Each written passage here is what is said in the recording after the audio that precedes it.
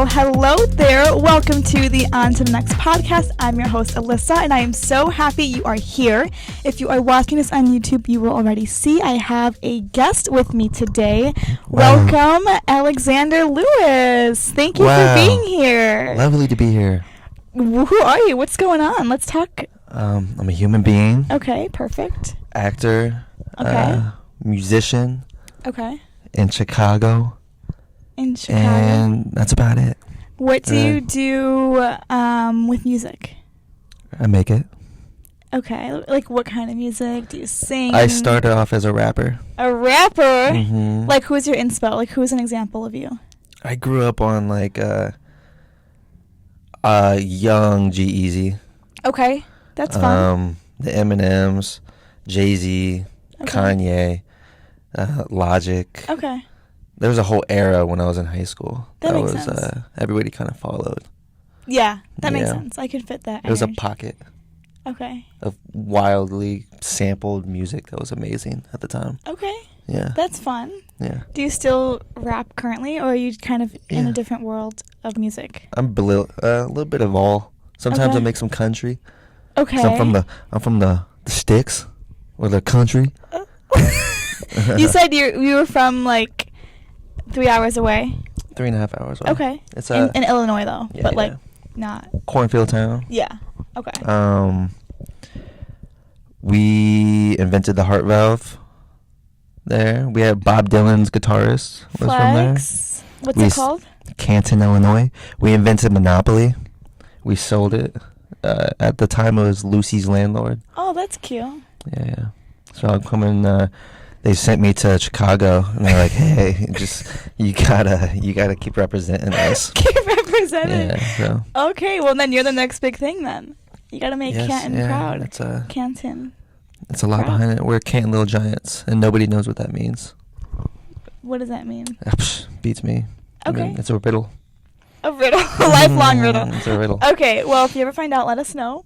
What do you do acting-wise? Your nails look amazing, by the way. Oh my god, thank you. Yeah, they really do. Wow, I saw you low-key looking at my hands, and I was like, what's going on? And it was like, my rings or my nails were my two thoughts. Well, you got like some amazing jewelry going on. Thanks. Guys, you should be watching this on YouTube to see the full experience. Yeah. The heart. Valentine's Day is coming up. It is, but I wear it all year round. Yeah. Always spreading the love. You know? Heart. A little sun. I got this in Miami. It doesn't have I did peep that. That is pretty. Yeah. It's very pretty. But I'm about to like really get a real fitted one, little diamond. Okay. In there. I love the pinky ring. Yeah. I love the pinky ring. Yeah. Got it in Miami though. That's exciting. Yeah, I was on tour this July. Actually on tour? I really was. What does that mean on tour? I was doing extremely average music. Extremely what? Average music. Okay. And then it was Rolling Loud weekend, and we'd just play some shows. Really? Miami, Green Acres, and Orlando. Oh my god! Yeah. Wait, that's so fun. It's so fun. What do you do? Like you sing? Do you play the piano? No, because we mobbed as a. It was funny because the people I went on tour with, these people we met on Twitter chats. Okay. Like in 2014. So like Twitter chats was like you have a post, you send it into this chat, and they just run it up for you. Okay. And they're scattered all around America. And I've never met these guys before. And then out of nowhere, that chat was still alive. They're like, you guys want to go on tour? Because we all kind of got popping in our own little ways. And that chat died off like a decade ago. Okay. And then Miami, Orlando, New York were scattered all over. And we just kind of assembled the forces and we went on tour. Oh my god. Wait, what is your band called? Or was it a band? No, or what do you call it? We're all individual rappers. artists? Well, like not even just rappers. Like you had like managers, you had designers. So we basically just, clothing designers, rappers, all different type of touring artists. Like just took it on the road. It was a blast. Oh my god. How long were you guys out for? A week. Okay. That's really fun though. That's a cool little story. Yeah, because it was wild to actually meet these people. That whole thing just sounds fake, but I mean, to be in in just the world of social technology, it's just so cool how many connections you can make. Well, that's what it really should be. Yes, because it's healthy. You know all these people on social media, but you don't really know them past a cover art or like a post. And when you actually see their energy, it's a way different ball game. Totally. Yeah. That's really cool. That's how it should be, though. I agree. Is that water? Is that water? No, it's vodka. Yeah? You're wild, huh? You are a freaking, what is it, sorority? Sorority girl. Sorority queen right here. Sorority girl. Mm-hmm. What can I say? I was never in the sororities and fraternities, Mm-hmm. but I partied with them. Okay. I was like the funny guy. They were just like, Aww. we're partying with these guys. Wait, what college did you go to? Western Illinois. Okay. You know that? I've heard of it, but wait. Yeah. Bulldogs, Leathernecks. Okay. Yeah. Fire. Only a few will know what that means. Only a few will know, but the Ones ones who that do matter. know, wow. Okay. Period. What a time to be alive. Period. I got stories. Okay, I can only imagine. Oh, yeah. I would love to hear some later down the line. But Mm. I have a question I wanted to discuss. It's off book. What is your style? I think you have a very unique look. And you Oh. give like 70s, 60s vibes. 60s vibe. That's a vibe. Which is like That's really, a vibe. it's like cool. It's like, yeah, I'm not, it does not mean like in any way being mean. I'm genuinely like, mean. you Now always, it feels mean. no! Now it feels. Where did that come from? Why is that even a I'm vocab? attacking Feels you. mean now. It wasn't. It felt genuine until It you is said. genuine. But until you said mean, I was like, damn. Now I'm feeling corny or something. No, What's going on? I love the retro look, Mhm. like in general, like in life. And when I see people who look like they were pulled out of the 60s, plopped in 2024, is like the coolest thing to me. And I feel like you were pulled out of that era. Beautiful. I'll take it. Yeah, it's a I'll take it. compliment. Yeah. It's a nice thing. This but, is like- it's kind of just on the fly. Whatever I'm vibing with. I think your hair adds to it too, Mhm. like the full energy. Yeah. I popped out in Old Town last weekend, Okay. and the amount of compliments I got my hair from dudes coming out of their way to compliment me. I was like, what is going on? That's actually sweet though. Yeah. That's cute. I can Yeah. imagine because it's like you have a unique look. Like you stand out. You look super trendy Hmm. and like artsy. So when Wow. you said like you did a little, you were on tour. I'm like, that's so fitting. Hmm. So side note. The only difference is when I'm on tour, shades. Okay, which makes sense. Yeah, stoned. Stoned. Stoned out of your mind, Stoned and the out of my shades mind. hide that energy. Yeah, something about like, have you ever seen Big Daddy with Adam Sandler? Hmm.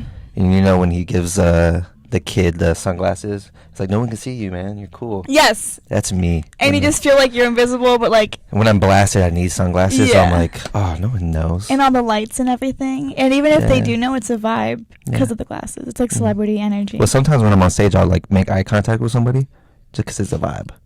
And you what? It's a vibe. Okay. Yeah. I bet. Yeah. Okay, cute. Do you ever have like fangirls? All the time. Do you get like? That's what like in college.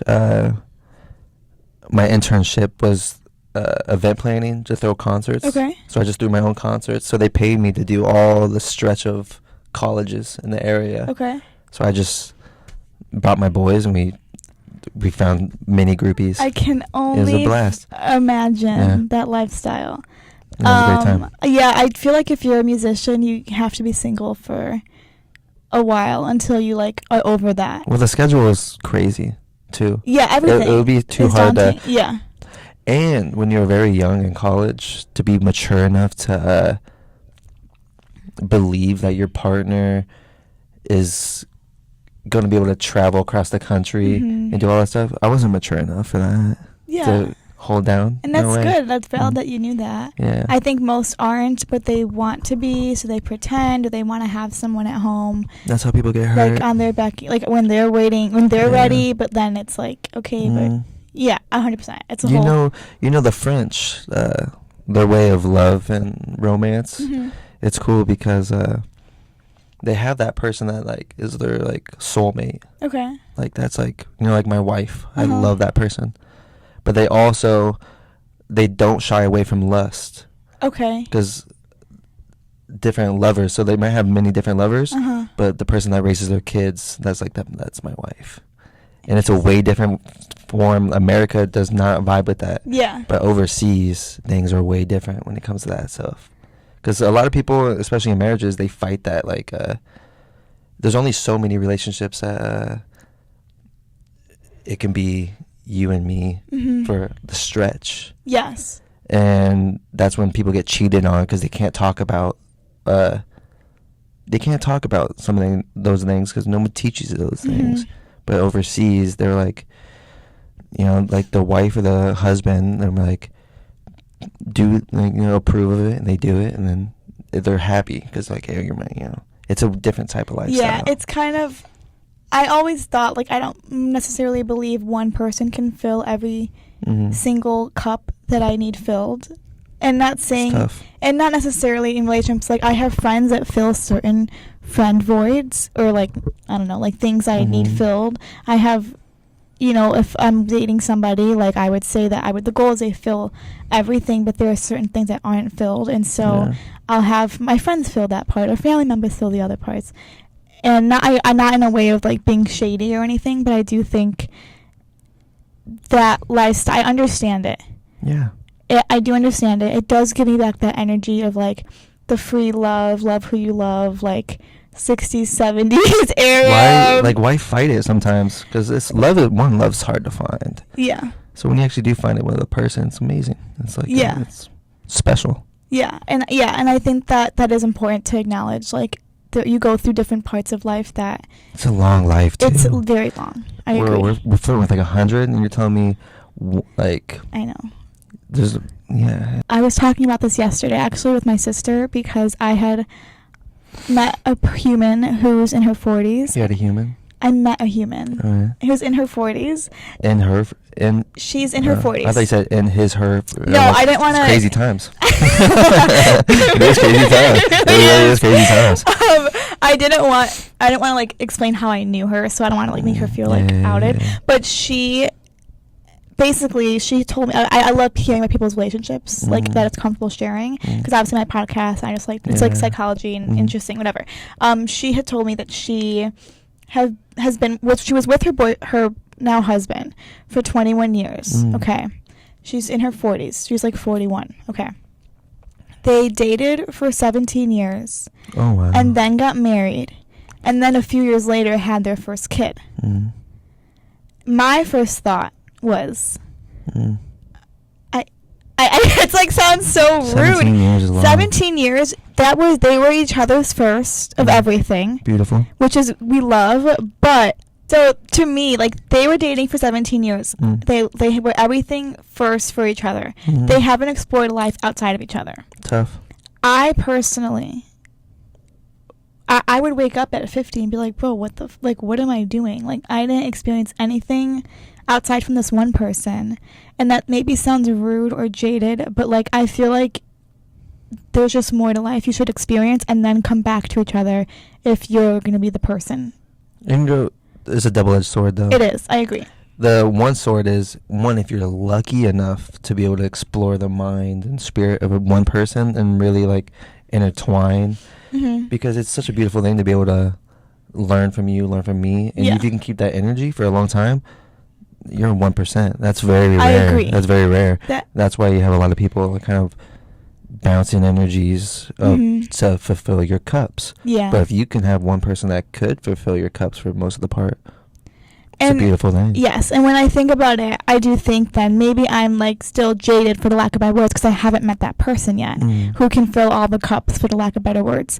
But, like, for them to have met at, like, 14, they were just friends before, and it is a thing that makes me believe, like, wait, is that, like, what a soulmate is? Like, they met and they just, their souls were intertwined, and like, that's it. But it can come to you at, like, I know, like, your third marriage. Yeah. No, like, it's like literally everybody, and some people never find their soulmate. Which is sad. Yeah. But yeah, I think that just, like, gave me a different perspective, because she's like, yeah, obviously after we had kids, we had to figure out if we still even liked each other, but, like, we do date nights and we're doing well, and I'm like, oh my god, it took a long time. Yeah, like, that was just, like, a crazy POV for me that I didn't ever, like, even think of as a possibility, because I, like, my high school sweetheart, I don't speak to him anymore. Like, we are not, like, I haven't had that, like, solid, consistent one person for 20 years or whatever it is. That's like your life. Yeah, well, yeah, obviously I'm still in my 20s, so it's different, but it just was interesting that, like, that was their happy, content life, and it just showed me, like, wow, maybe I'm looking at it wrong. I don't know. I think you just have to be very, like, that. And there is such a thing of time and place. Like, you can meet the right person, but timing-wise, it's maybe down the road. Maybe down the road it'll work out, but they're just lucky. Yeah. They're lucky that they found a person like that. And It was really cool. I'm like, can you come on the podcast? I need to hear this yeah, whole POV. It's a romantic story that not many people ever have. Yeah, I agree. You know? Yeah. I don't know how we got here, but I had a question for you that I usually start off every episode with a guest. And that is, what era are you currently in? What's that mean? Like, so, have you heard, like, it's like a thing on, like, social media, like, oh, like, in my soft girl era, or, like, oh, in my villain era. Have you heard that? So, if, like, girls who are recently single, and they're finding themselves again, and they're, like, back in their fire energy, they're back in their, like, confidence, and, like, oh, I can be alone, and I'm happy, and I'm content. Sometimes it would be deemed as, like, in my villain era, like, doing things for me, making sure I'm being the priority, not him, etc. Or girls who often live in a masculine energy, who are trying to be more, like, feminine and, like, open to different things, not as jaded, or, like, trying to be in their soft girl era, trying to allow the masculine energies from other people instead of trying to compensate for them. Mm-hmm. Does that make sense? Mm-hmm. Do you have, like, any thoughts on that? Where are you in?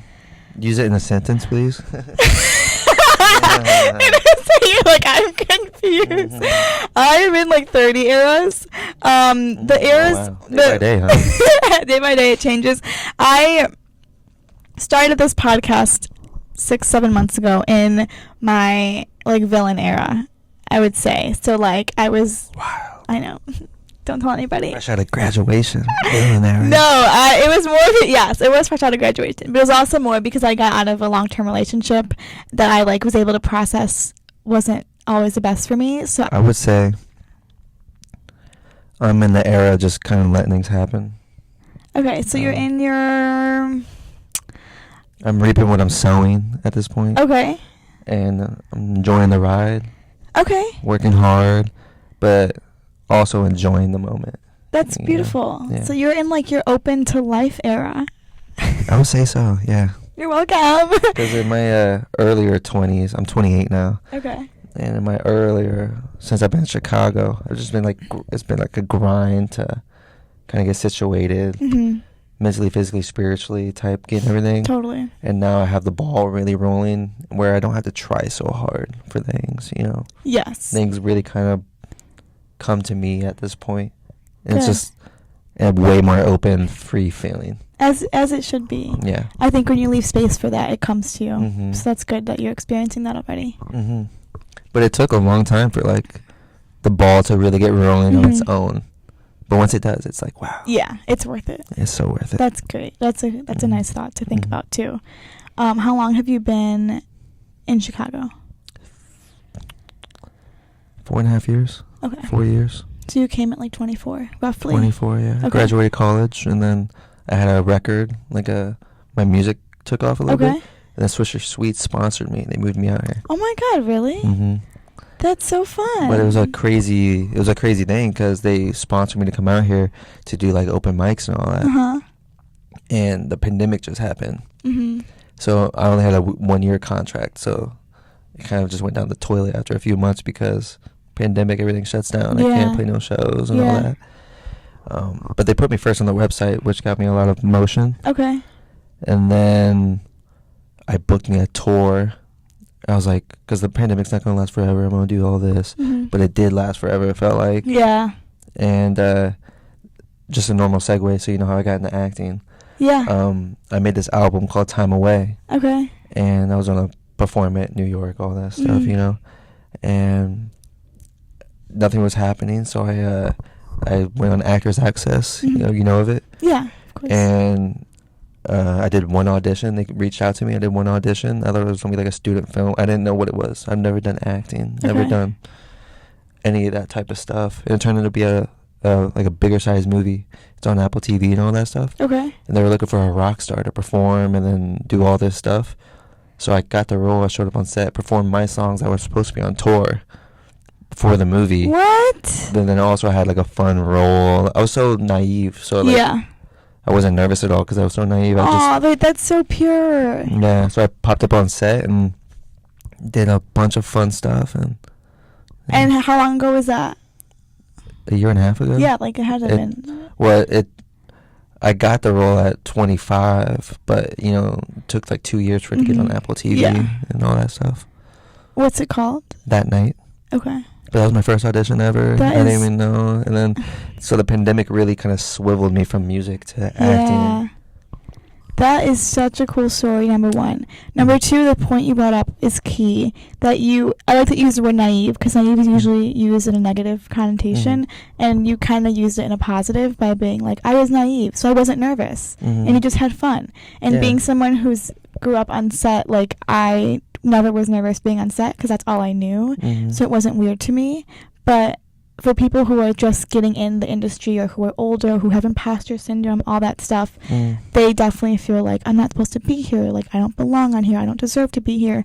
And the anxiety of that overpowers the great experience that they're living, which is being on set.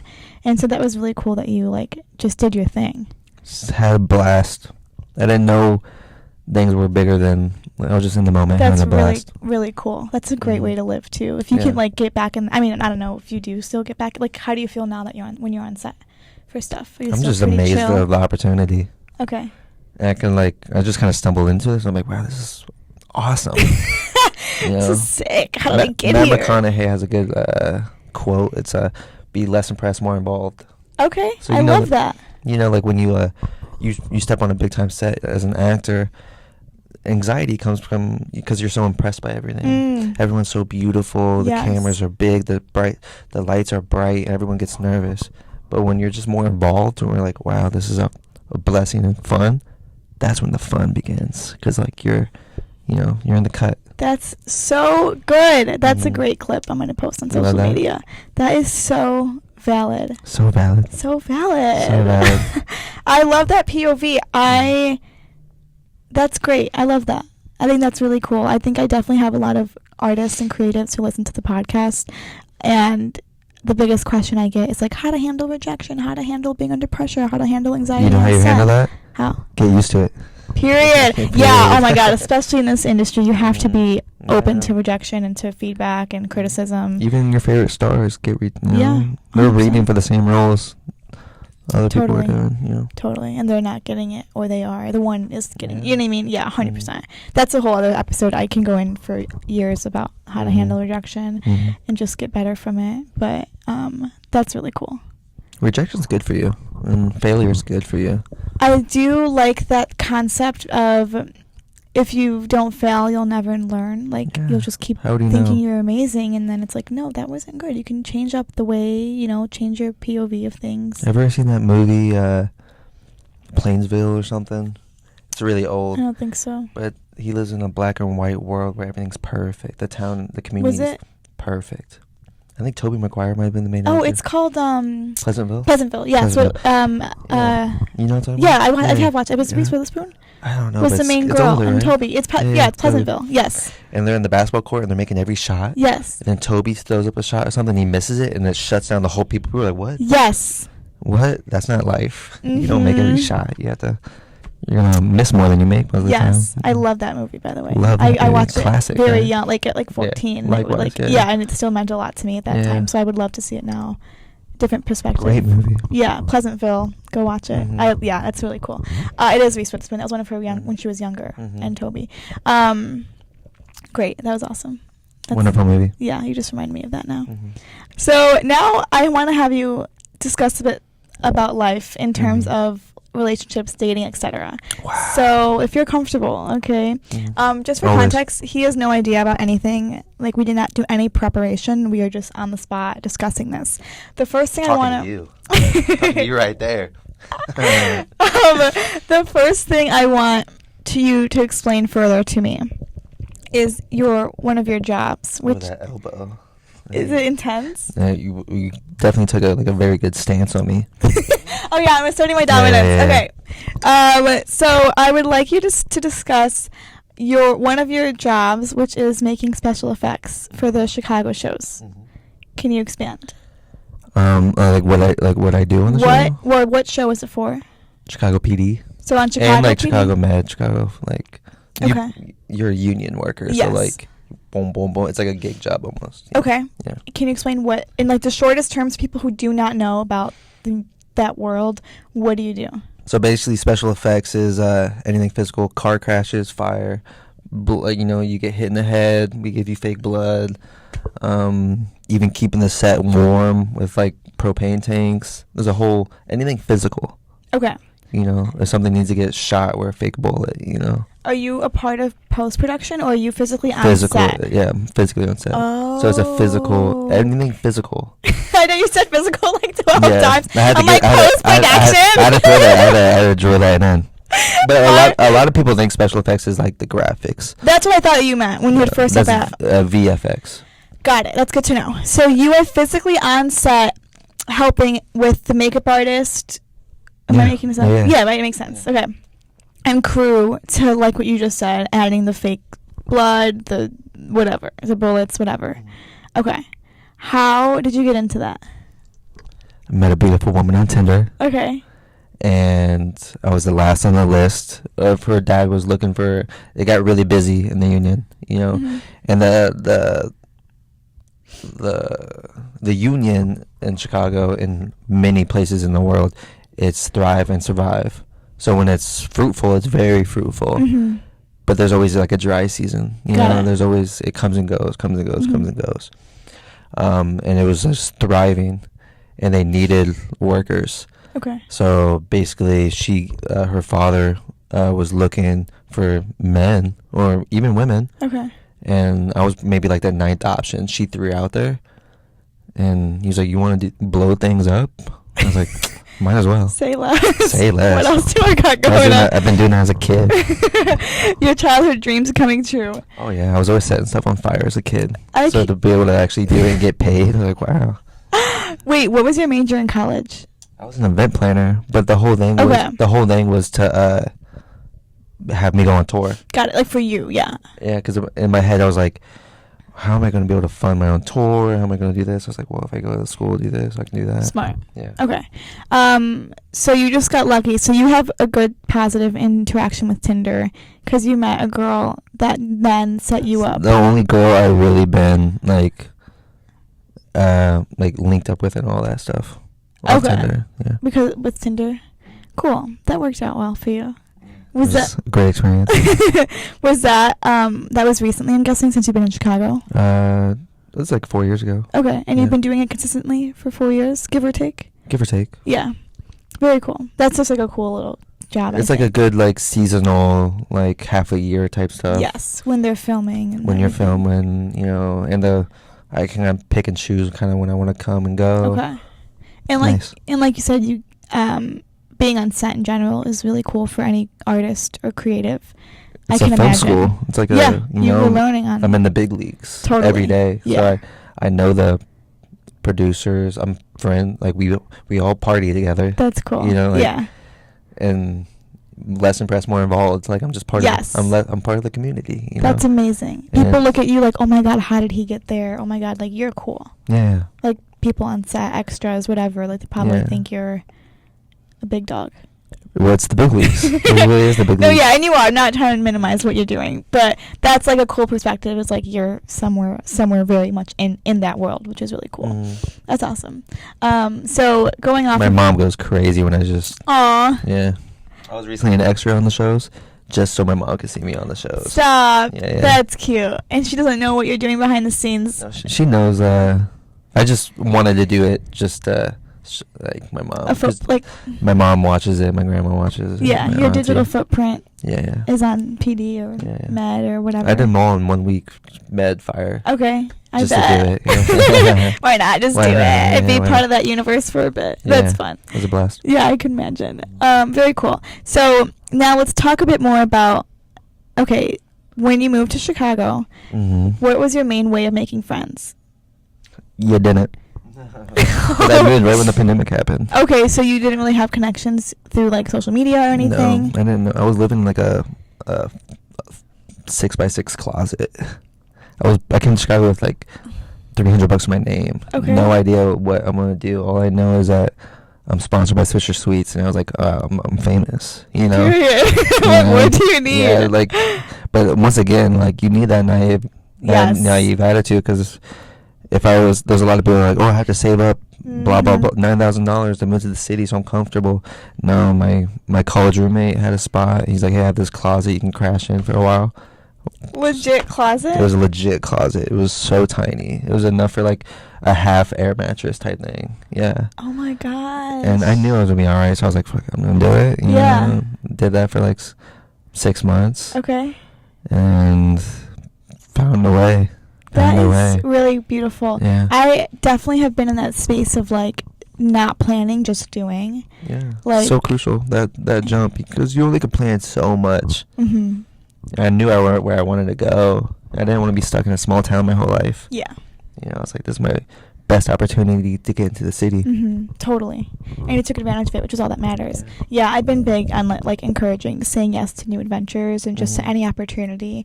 I think. Feel the vibe, though. Well, with safety. Yeah, so when I Feel say the vibe. that, I'm like trying to be inspiring, but like I mean like safety first, obviously. But if you feel like it's a good energy and a good space to be in, I think that's important. I definitely wasn't in like the safest area, though. What area were you in? I wasn't like very much like humble, but like Okay. a sketchy hot block. I get it. Hot block. So like. Not gentrified. No. Mhm. First week, gun to my face. Are you kidding? No, it was horrible. And this lady robbed us. And it was funny because I was so stoned. She came in. You're like, dude. She came in and was like, I need that table. I was like, take the table. I don't need the table. You were so calm. I'm stoned. living in my closet. You're so take the table. Take a table. I don't care. So she took the table. And I ended up calling my uncle. I'm like, man, you know, I need out of here. So he threw me $1,000 to get an apartment. Aww. So that didn't happen. You would have still been in the closet. Yeah. Well, that was the first week, so I still like went like months after that. But then the block was just getting like sketchy, like, you know. It was just, I was super uncomfortable. I knew, like, you know. Yeah, of course. So I called my uncle. I was like, man, save me, man. Get me out of here, man. And where did you end up moving to? Foster Beach area, right on the beach. Okay. I was like, nice. That's a glow up. It was a way glow up. I was like, and I was actually living in a decently sized apartment, you know. Okay. And then, the first time I lived alone my whole life. Uh-huh. And then started thriving since. Okay. But it was definitely a hot period when I first moved to Chicago. I was like, this is so intense. My mom was like, you want to come back? I was like, I can't. Aww. 'Cause I don't want to, you know, and just tell my friends, I went to Chicago, and then I got bullied and I moved back. You had to show you had grit. You had to persevere. Yeah, I had to persevere. Oh my God. Wait, that's such a good story. It's like inspiring. Yeah. I really appreciate that. I am not appreciative that you had that trauma, but I put in mini rap songs. Now you're like, I live in the Chicago streets. You can acknowledge it. I saw the gun down the barrel. I was like, what the fuck? Wait, so that woman was the one with the gun? No, it was like the first week I'm there, and I'm already culture shocked because I'm in the city. Totally. You know, it's around like July 4th time, so I'm like, the guns, you know? Yeah. Yeah. So young, you know, you're 23, 24. Yeah. So like. Oh my God, yeah. Yeah. And no, we're in a car, my friend's car, and he flips off these people, and like this freaking Asian woman pops up like a movie, flips us off, and the driver pulls out a gun, and the guy pops out from the. Are you kidding? No, the guy pops out from the back of the seat and just goes, shoo, and like I turn around, just like, I look down at it, and we dip off. We dip off, and we're going down the alleyways. Do you think they would stop chasing us? No, zoom. So we go blocks through alleyways, not wondering if cars are coming or pedestrians. Just zoom, zoom, zoom. Oh my God! And they're just chasing us. We dip off. We get on the Fullerton. We take off the Fullerton. They start shooting in the sky. We dip off. We take a left. I call the cops. I'm shrunk in my seats. I'm like, hey, you know, we're getting shot. And they're like, what's their license plate? I'm like, are you serious? Are you serious right now? They wanted me to, like, because what can you do? Yeah. Like, and then that's when I realized, I was like, oh, like, you know, law can only do so much. Mm-hmm. When shit gets wild, you kind of have to buck up. Yeah. Yeah. This isn't my new life motto I've really learned this past year is it's a dog eat doggy world, and it really is. It's not like the most positive outlook to life, but like when you have that perspective, like you just gotta figure it out because everyone else is also trying to finesse their way through life. We're from a bloody city, Chicago. Yeah. Capone's. Yeah. The history of it, 100%. My great grandfather was the caddy of Al Capone. Wait, okay. Did you post this somewhere? I wrote a script. I'm in motion to get it made. Oh my god. Wait, okay. We need to talk about that for a second. First of all, can you explain what you said great-grandfather? Yeah, my great-grandfather, I'm Polish. Okay. And they came from Poland to Ellis Island, and they ended up in Cicero, Illinois. Wow. And that's where Capone's headquarters were. Okay. It was very much so in the hot era of it all. It was like 1928 or something. Yeah. You know. And he was just looking for a job to support his wife. And they met on the boat. They were both lost and like, hey, where are you going? Where are you going? Stop! They just trauma bonded and They stayed. trauma bonded, and they're like, you want to go with me? So he that's just kind of cute. took her under her wing. Okay, They ended up in Cicero, and he was just met some, because when you're in the gangster's paradise, you meet gangsters. Yeah. They have the money. Totally. And they're like, hey, do you want to? Yeah, I don't know the exact way he got into be the caddy, but he ended up doing it. Tipped him really well. Can imagine. Yeah. That is, that's interesting. So definitely we'll have to promote your process with that as well on the pod page and everything. So you wrote a script already. I wrote the script. How long did it take to write? About 3.5 weeks. I thought you were going to say years. No. I'm like, yeah, it's a process. No, because I was on I can't tell you the movie I'm recently in, but I'm in that, you know what I'm talking about. I'm in that movie. And I got to bond with the director in the hotel. Oh, my God. And I was telling him about that. I was like, hey, I want to write a script on all that, you know. He's like, write that script. Write that script and be in contact, and we'll go from there. And so when I got home, I took off the month, and I was like, hey, you know, I just wrote it in the month. Grind. Yeah. That's amazing. That's another thing with being on set, is those connections you make. Oh, yeah. You've had cool set experiences. In my cell phone, I have just... weird flex. I could change your life. I'll keep that in mind. Yeah. You want to pitch the pod to anybody? I could. I'll let you know events or something going on. Yeah, honestly, Yeah. Likewise, networking events. Yeah. That would be fun. Totally. I'll introduce you in a classy way. Thank you. I appreciate it. No, I'll try to be my best self. Be your best queen. Be my best queen energy. Yeah. I won't be my villain era. I mean, do whatever you gotta do. Whatever I gotta pull up with. Do whatever you gotta do. Yeah. That's really exciting. Yeah, wait, you just threw me off with the whole Al Capone thing in a good way. That was not.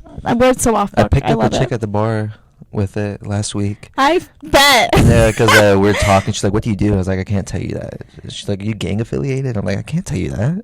I was like, "I'm writing a movie," and I pulled out the script. She thought I was lying, and she was like, super impressed. I was like, "Wow, that's the first time I ever had caught a girl's attention with a script." Hey, we are in a world where we love the arts. We love the creatives. Mm-hmm. Yeah, do your thing. So, whatever you can capitalize on. It was amazing. I can imagine. Okay, I have a few questions girl related from your POV. So obviously we've discussed you've experienced that world with girls. You had your little groupies, you had your Tinder girls or girl, whatever. Have you been in a serious relationship before? I wouldn't say super serious, not thinking marriage and stuff like that. Yeah. So how did you, or do you think men know in general, the difference between a girl who they want to date versus just hook up versus date to marry? I'm kind of in that ballpark right now. Which one? Because usually, a girl, it's more lust right away. Okay. I don't have to try too hard, but there's been this girl where I connected with her mentally, physically, spiritually, and all that. Mm-hmm. But she doesn't want to sleep with me yet. Okay. And for me, it was almost like a fresh breath of air. I was like, wow, that's a good game to play. No, but for me, it was honestly kind of nice because I got to spend quality time with her, other than having it be all sexualized. Yeah. And for me, it was much more mental connection and all that. I was like, wow, this is really nice. Yeah. And I fell for her more because 1,000%. I was saying the good game on her end. And whether it's intentional or not, I think when women go out in the world and have those standards and those priorities of like, no, we're gonna go on 5 dates before I even kiss you, or whatever she does, whatever it is, like, or just a first date will be meeting each other and then they kind of lead up to more things. I think it does make it more personal and it makes it more like foundational.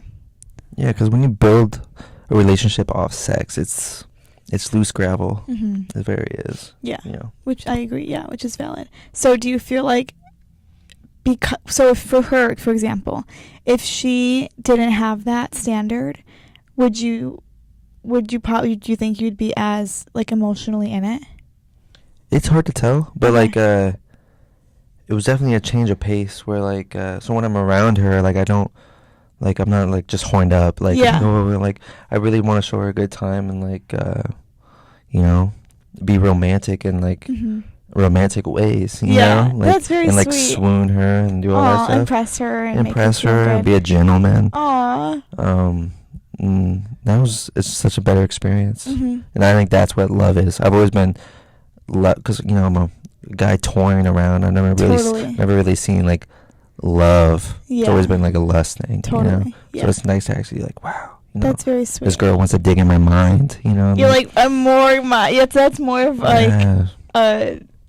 it can be more vulnerable, 100%. Yeah, it's such a deeper connection. Yeah. You know, and it's like it's a breath of fresh air. That's It's really really nice. sweet. That's really cool. Do you think also because you're older, in your later 20s, like you kind of went through the phases of like the girls and like that energy, that you feel like you're more open to? Definitely more something? mature to it. Yeah. And I'm glad I got all that out of my system. Totally. I'm glad I Mhm. got, because honestly, you know, I'm a lucky guy to have beautiful women where I can have the opportunity to do that Mhm. stuff.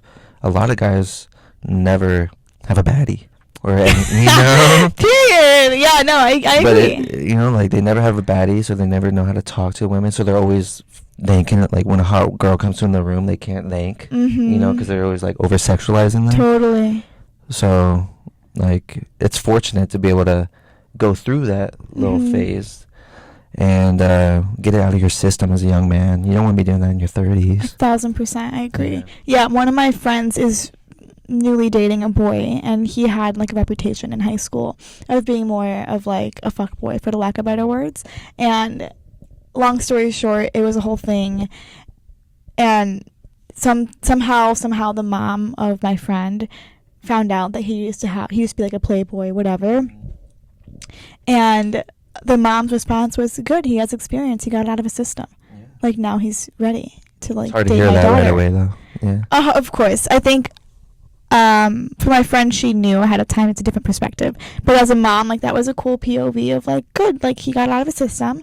He's over that phase. He's ready to date my daughter, and like I don't have to worry about him being horny and like not knowing. Oh, like Just jerking off all the time. He's jerking off everywhere. yeah, like what's going on? Can't calm handle this guy himself. down, Yeah, no, but I think that's very true. Like I have guy friends who didn't peak until college, and so then in college they don't know how to act. Like they're going full out, which is fine. I guess do it when you're in college. But when you get out of college, you gotta grow up a bit. You gotta kind of get over that phase, or like own the phase, but know at some point you're gonna have to chill out. And because if it happens to them later in life, they chill out later in life. It's nothing's worse than like a virgin type guy that finally sees some money, Yeah. and then he's like, I'm gonna go whoa. Exactly. Doesn't know how to handle himself, you know. Yes, And he's exactly. probably gonna lose all that money blowing it on girls. you know? Totally. Like that's then I know then he's screwed, you know, in a few years, whatever. Yeah. So I wanted to talk to you about more so like, do you have advice for girls who are dealing with the fuckboy? You're like, I can't do my dogs dirty. Well, it's all case by case, I guess. Okay. The most generic version of it, like of a guy who is doing the mixed signals, everything's on his time, clearly playing her with other, like messing with other girls. I read a book. That Tina girl had me read the book. Okay. She's but- culturing you. Yeah, she cultured me a lot. But the book was when you're in love, you should never feel like anxiety or jealous. Mhm. Like, Yes. but so like if you're around a person, you love the idea of them, but you always kind of feel like this kind of like, it's not love. Just move on. Okay. Just move on. It's that simple. That's simple. On to the next. Should be easy, you know, easy Yeah. company.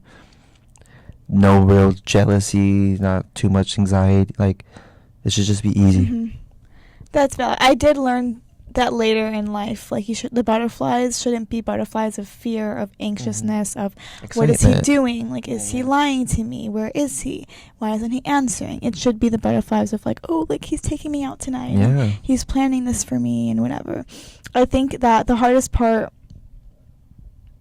I know I like preach the on to the next lifestyle, obviously with the title of the podcast, but I definitely think that when you get more invested, it's harder to do that so quickly. So it is a thing of kind of ripping off the Band-Aid and just letting it be done and going through those motions. I feel like my girlies that reach out or friends in my life, like it's hard to do that part. The first part is getting out of it, and then what you do after is like how you can make or break how you handle the situation. Very much so. It's a lot. It's all case by case. Yes. Some people are financially binded to somebody. Yes, that is true. Some people are like, some people can't be on their own. Mm-hmm. So they're just, it's a comfortability thing. Yeah. So they'll take abuse or they'll take something, but this is my person. Yeah. You know? So it takes a lot of independency to be able to be on your own and move on. Yeah, I agree. It's valid. It's also learning that and growing up and seeing what works for you and what doesn't, and what you'll accept and what you won't. Yeah. Having a strong guideline of what you will accept is always important going into a relationship, and seeing the red flags wherever they will be. Yeah. You know. Yeah. Trusting your gut on. Because if you're questioning, this person, he's going to a club with his boys, he might get numbers and do blah, blah, blah, blah. It's not a real, like, you're totally. not comfortable with that person. Totally. To an extent that you need to be. Mm-hmm. And he might just be through his villain era right now. And you can't hate the villain era. You got to respect the hustle, but I like to not affect other people in those eras, you know? Right. Well, like, you have to, because they're just what you call a fuckboy. Yeah, pretty much. They're just, if you're fucking with a fuckboy, I guess you're a fuck girl, you know? But the thing is, I feel like if you're a fuck girl, I see that more of like you're playing the field too. You're also playing the games. You're also finessing and talking. Chicago's weird like that. In like what sense? When I pop out, I was dancing with this girl, and then the first question they asked me, like looking me deep in my soul, what do you do for a living? You know, like they're like seeing if like I'm pulling like a big bag or something. You know what I'm talking about? I'm like, I'm off one shot. You think I'm faded? Gonna tell you my whole life story right now or something? But it seems like a lot of girls are kind of looking for like just a man that has a lot of money or something. Yeah, I think it's definitely been glamorized more in society and social media. You see the Sophia Richies of the world. Do you know that timeline roughly? No idea. Do you know who she is? No idea. She's Lionel Richie's daughter. I know Lionel Richie. She's just a cute blonde it girl of 2023, and she still is currently. But she got more like well known for dating Scott Disick. Do you know Scott Disick? No idea. Oh my god. So Scott Disick is, do you know Kourtney Kardashian? I do. The one who she had babies with is Scott. Scott was like a toxic narcissist, alcoholic, cheater. For 10, 15 years, he was with Kourtney, drew through that. Tough. Made her just whipped her into shape because now she's happy with Travis Barker, which we love, but she definitely had to go through. Travis Scott or Travis Barker? Travis Barker. Travis the drummer? Yes. Wow, good for him. Blink-182. Good Yeah, for they're him. married. They have a kid now. Travis Kardashian? Kourtney, yes. Oh, good for him. Yeah. Yeah, he finessed. he pulled a good one. Travis Scott was with Kylie Jenner. Girls love the music people, huh? They do, which you can't blame them, honestly. Fire. You're like, I got a shot. Fire. Yeah, so, long story short, Scott Disick was in his 40s. She was like 22, 23. What gap? Which is I'm uncomfortable with. Thank you for acknowledging that. They did their thing. It was weird, but whatever. I'm sure he was not good to her. Like, I'm sure he never learned. He still, I think, is going through whatever he's going through as a 45-plus year old. Fell in love with the beauty. Man, 100%. The young beauty that she was and is. And basically, they were the thing. Anyone who's with Scott, you can imagine, goes through trauma because of what we saw Kourtney go through for 10, 15 years. And so when they got out of it, within a year, Sophia Richie finesses this, like, multi-millionaire man in the industry, and a year or two later they're married, and cut to today she's pregnant. And so everyone's like, Sophia Richie, like, once she got over Scott, she started being in her soft girl era. She started dressing classy, and she started being more like put together and mature. And then she found this beautiful rich man who is the sweetest from what we see on social media, treats her well, all the things. And then everyone's like, wait, I want to be Sophia Richie. Like, I want to leave my shitty boyfriend or go, like, I want to be able to, like, if you put that energy out there, it comes to you.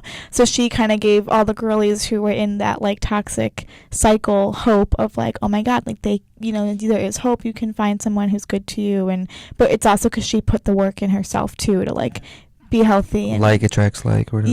Yeah, exactly. So girls do have a warped view of like what men are in this world. A lot of girls think like every man makes over $100,000 a year and is wildly successful and has everything together. No, like, it's crazy. Yeah, girls are warped when it comes to. They'll learn real quick. I think it's the delusion of, like, I'm hoping he's this finance bro. I hope he's at least hitting 80, 90K. It's like, no, it's his first job. He's at 65. Like, let's like, well, even enjoy like the men over their 30s, only like like 25% of the whole world or something makes over 100 bands. Yeah. I agree. I think part of it too is like, oh, you live in I don't know, Lincoln Park, and you live on the river. Or very much so. Put yourself in the environment where people make 100K. Yes. A year, because definitely like Gold Coast, Lincoln, especially those, you'll be finding these people. But when you think about the whole thing of Illinois, yes, 1,000%, we're all just consolidated in one little area. Totally, I agree with that. I also agree. I'm like, if I'm trying to find a husband, I'm not gonna go out at 2 a.m. to Wrigleyville. Like, I'm going to go into the Gold Coast or into Streeterville or Lincoln Park and go to a classy, happy hour in like a rooftop and like dress the part. I'm not going to come in my little shirt. Like, you know what I mean? Like, there's a different energy you have to put out there, I think. I agree. And putting yourself in that environment to where the chances are better and higher for you to finesse in that sense. Of course. But also, going back to your no, at a bar, that's the first thing the girl asks you. That's very intense. Yeah, because I'm in the Gold Coast and I'm just having a good time, just dressed up to the nines, doing what I gotta do. But then, it's not just one girl. Like, I always had like multiple women. I'm like, oh, what do you do? Because like, I'm gonna just start saying, oh, I'm working at McDonald's. You should, as a social experiment. Yeah, And you know how many guys are like, oh, I'm coming up on this, like, and anytime a guy brings that up, impress a girl with money. To impress a girl with money, and then they get the gold diggers who aren't there for the long run or for the hustle or for the climb. Which, valid, do your thing, girl. But also, I really hope I meet my wife before I'm like sweet. Huge. Valid. Yes.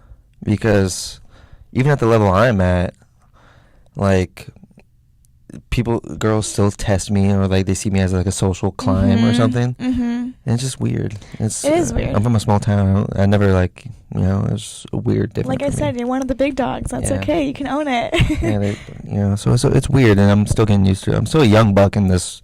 Totally. In this environment, industry, 100%. So I'm still one of the younger guys. 100%. That finally saw some money or clout. And now I'm just finding a way to deal with it, women-wise especially. I can imagine. I do think that is a cool perspective. I would love... That's a cool social experiment. Like, kind of like... Have you watched Aladdin, the princess? It's been a grip, like VHS. The legit, Well, like how Jasmine was dressed as a little poor girl just to explore the world. He falls in love with Aladdin. Aladdin loves her, and then she's like, "JK, I'm literally the princess of the entire." And he loves her for that reason. Yeah, for the right reasons. Yeah. I think the biggest thing, just to wrap this part up, I agree. Oh my God, all over my whole feed is like, here's how I finesse being a stay-at-home wife. And it's like all these girls who just go and do Pilates and facials and live their best lives with their husband's card, which I would never say no to that. I would I'm definitely going to be treating my wife with like, I would like if she just ran like a small business and I paid for her living. Yes. But not if finessed me for it.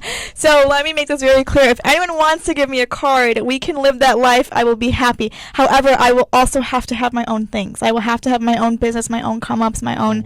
I have so many goals that I can't just be, like, sitting still looking pretty. I've tried it. I pray one day. I'm like, oh, can I just be a girl that can just be a trophy wife? I just can't. It's in me. My mom ingrained. I have to have my own stuff, which is a blessing. But it makes things harder because it does scare men sometimes. I do think that if I'm scaring men with that energy, then they're not the one for me. Well, they're just... And they're not strong not enough. keeping up to be their own. Yeah. You know? I agree. So I'm not... It is a thing of... The goal would be that we both are bringing in 6 figures plus. And then we're just elevating our lives together, but also knowing it's also mine. Whereas middle class in Chicago is like 60 bands in income. Mm-hmm. Then upper class is 150. Yeah. So... That's totally reasonable. Yeah. That middle ground. Yeah. So I think... After taxes, it's actually... So 100,000 after taxes in Chicago is 70 grand that you live on. Insane. Maintaining wealth in Chicago is way different than making it. Oh my God, that's a great way of putting it. I agree. That's why I'm like, I live a lavish lifestyle. I am high maintenance. I cannot just have one income. Like I can't just depend on my husband. The goal is he's making millions. I really believe I'm gonna marry a millionaire. But I also the thing believe you get from that though, with the millionaire or whatever the case is, not as much time with him. Yes, that's the other thing is give or take the amount of men that I interact with. You want to meet him before he's... Yeah, the come up, again. Spend all that time with him, and then when he's busy having to do whatever he needs to do, spend the money, whatever you gotta do. Yeah, the time with the kids or whatever it is at that point. 1,000%. I think because everyone nowadays, it's more of like people are having their own businesses and they're making 6 figures from their bedroom while they're selling their online shop or whatever it is. Like, there's a lot more opportunity, which we love, but it also glorifies the concept of being an entrepreneur or having your own stuff. Is that the most attractive thing from your eyes for a man to do? What part? Is like being an entrepreneur and... No, he doesn't need to be an entrepreneur, but I would like him to have drive. Of course. And like have his own stuff and also like have his own life, so he can also not be threatened by my drive in my own life. If that makes sense. Of course. So I learned that later, though, because I didn't have that in my previous relationship. It was very much more, like, codependent. But we were still in college, so I didn't know what I wanted. Skipping classes, chugging beers. Exactly what I was doing. So I think that I just learned a lot from that and, like, what my new priorities are. And now that I have my own stuff more solid, people have to be able to... Or the guy, the man, whatever, he has to be able to, like, keep up with that and encourage that lifestyle. Ambition is super attractive. Yeah, 1,000%. When I see a girl that's, like, doesn't need to be in my bag, but, and also it's so internally satisfying to be able to be on your own time and do stuff and have your own goals and ambitions. And what else is better in life than... you wake up for this stuff. Yes. Yeah, 1,000%. I agree. Without that, I'm like, what are you doing? Yes. Yeah. I agree. How do you not have that? How do you spend your time? Exactly. That POV. I think also being in this industry, you have to have that drive and that discipline to be able to make it work. And not just make it work, but maintain it.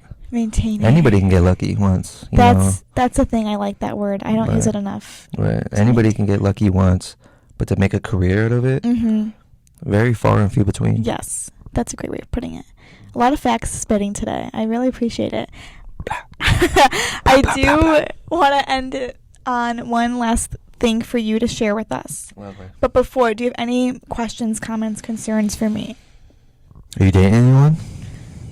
What do you mean by that? Are you dating anyone? What's your tattoo say on your shoulder? It says angel.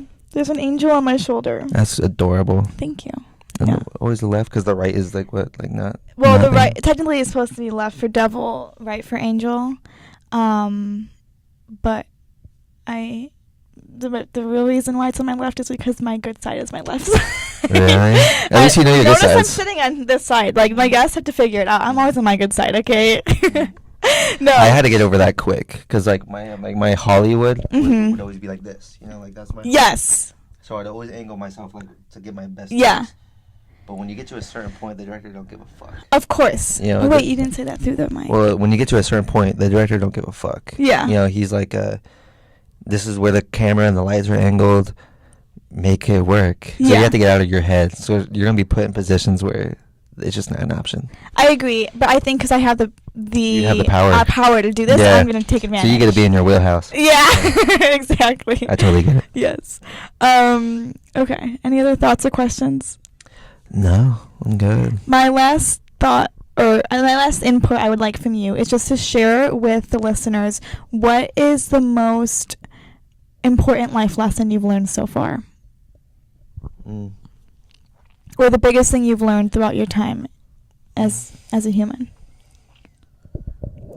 Find your own peace in life, and everything will happen naturally. Boom. Aww, I love Peace and harmony. Peace and harmony. Oh my God, that's beautiful. Yeah. Thank you for sharing. What about you? I think it's a similar wavelength of like when you open space for it, it will come. And I also really just live my life knowing that what's meant to be mine will be mine, to not force things or put pressure or be sad when things end type of energies. What I like to if put it will out be, there. it will be. Mm-hmm. Yeah, exactly. Lovely. Trust in the process. Thanks for having me. Yeah. Any other things you want to promote or plug? Socials? Watch this podcast with her, doing her thing, having fun. Okay, well, thank you all for listening. Peace, love, and harmony. Yes. Alexander, thank you for being here. It was a great time. And you know the drill, like, comment, subscribe, all the things, and I will see you when we are on to the next episode next week. Bye. Oh. Wait, you're missing.